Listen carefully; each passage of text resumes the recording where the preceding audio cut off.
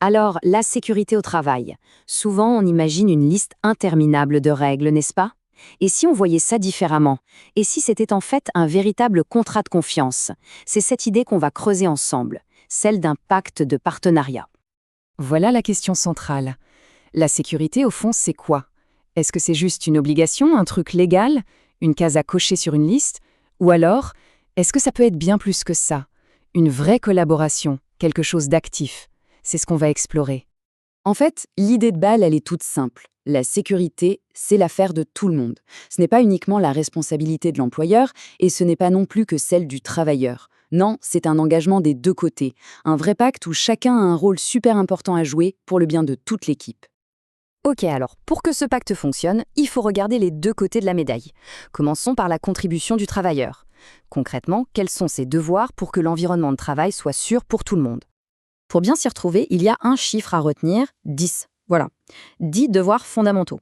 On pourrait presque les appeler les 10 commandements de la sécurité. C'est une bonne image, non? C'est un moyen très simple de garder en tête les piliers de ce contrat. Alors, ces commandements, on peut les diviser en deux. D'abord, la responsabilité personnelle. Les 5 premiers. Bon, il y a les bases, évidemment, faire attention à soi, mais aussi aux autres. Mais ça ne s'arrête pas là. Il faut utiliser le matériel correctement, porter ses protections, suivre les formations. Et puis, il y a un point qui est absolument crucial. Tout signaler. Tout de suite. Même un petit incident, un presque accident. Attention, ce n'est pas de la délation, c'est juste de l'information, de l'info vitale, qui peut littéralement empêcher un accident grave le lendemain. C'est la base de tout. Et on en arrive à la deuxième partie, la responsabilité collective. Et là, franchement, le pacte prend tout son sens. On ne pense plus juste à soi, on pense à l'équipe. Par exemple, ne jamais toucher un dispositif de sécurité, c'est tout simplement protéger la personne qui va utiliser la machine juste après. Participer à la prévention, c'est rendre le système meilleur pour tout le monde. Et puis il y a un truc essentiel qu'on oublie parfois, le respect. Pas de violence, pas de harcèlement, parce qu'un environnement de travail sûr, c'est aussi une question de bien-être mental. Bon, on a vu les devoirs du travailleur, mais comme je le disais, c'est un pacte, un accord à double sens. Donc, maintenant, regardons l'autre côté. En échange de ces devoirs, qu'est-ce que le travailleur est en droit d'attendre? Quel est l'engagement de l'employeur dans tout ça? Et là, on voit parfaitement comment ce pacte est équilibré. C'est un miroir. D'un côté, il y a le devoir de contribuer à la politique de prévention. Et de l'autre, eh bien, il y a le droit de recevoir toutes les infos et la formation pour pouvoir le faire. Logique. L'un ne va pas sans l'autre. C'est impossible. C'est vraiment ça, la mécanique du partenariat.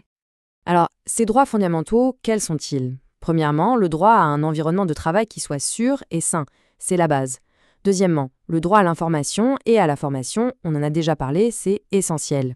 Et puis, il y a ce troisième droit qui est énorme. C'est le droit de dire stop, le droit d'arrêter le travail s'il y a un danger. Ce n'est pas une faveur, c'est un droit fondamental. Ça montre bien à quel point la sécurité est prise au sérieux.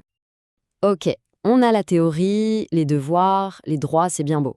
Mais en pratique, ça se passe comment? Qu'est-ce qui se passe quand le pacte est vraiment mis à l'épreuve?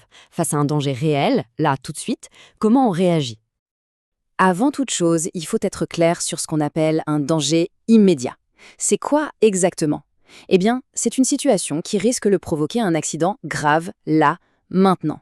Une fuite, une machine qui a un problème évident, un échafaudage qui n'est pas stable. C'est super important de savoir reconnaître ça pour pouvoir réagir correctement. Et justement, en cas de danger immédiat, il y a une procédure à suivre. C'est simple, en 3 étapes. 1. On alerte. On prévient immédiatement un superviseur. 2. On se met en sécurité. On arrête tout, on s'éloigne de la zone dangereuse et on s'assure que les collègues aussi.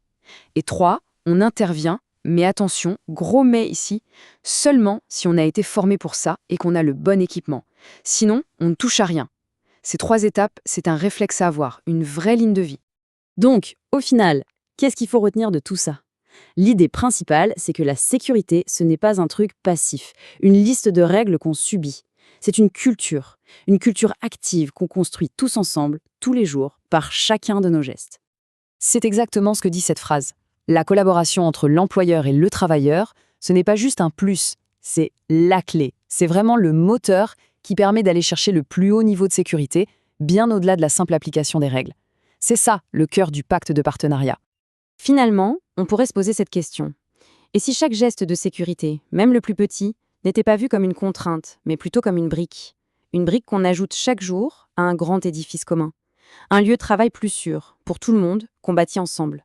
Voilà une pensée qui, je crois, change tout.